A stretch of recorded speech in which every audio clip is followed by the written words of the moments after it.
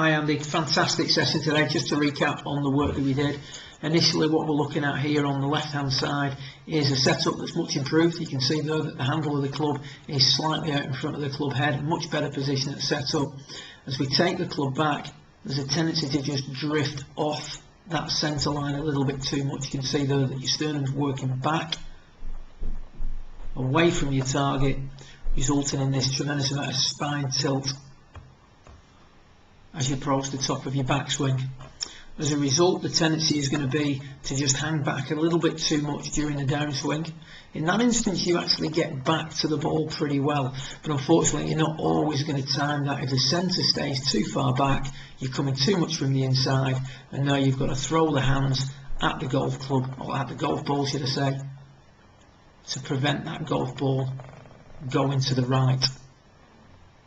So what we've got to try and do, we want to try and control the path of the golf club and prevent ourselves coming too much from the inside. We've got to try and stay a little bit more centred on that line.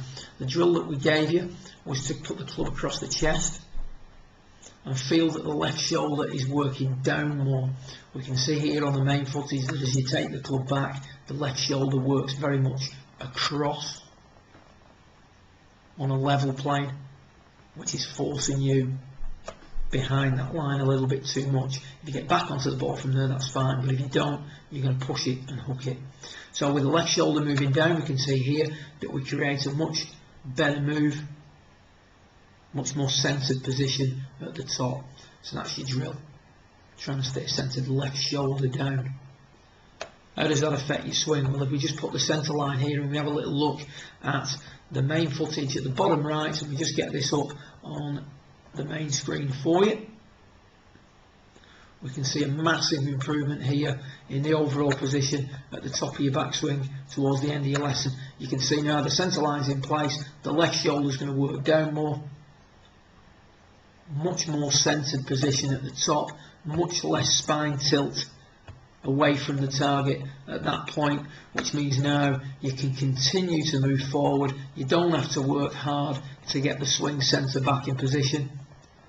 You're now controlling the path of your golf club much better as you approach impact. And if you get in control of the path of the golf club, there's less of a need to flip with the hands as you come through to try and make up for it. So really big improvements there, Andy. That top of the backswing position there, we just clear the line.